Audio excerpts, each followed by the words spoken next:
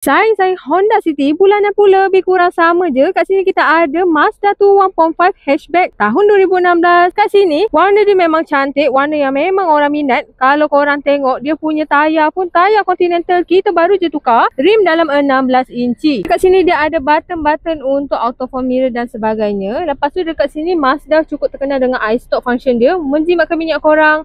Lepas tu steering dia pun ada multi-function steering. Kecil-kecil cili padi. Dia ada pedal shift juga. Lepas tu mileage pun tak banyak sangat, dalam 113,000 sahaja. Okay, dia ada head up display tu. Lepas tu dia punya ni pun original Mazda lagi. Cara korang nak control dekat sini, korang pusing-pusing, nanti dah akan terkontrol dekat situ. Lepas tu dia ada sport mode juga. Okay, dia punya aircon macam ni. Dia punya seat pun dia guna leather seat sampai belakang. Okay, untuk belakang pun cantik lagi dia punya condition.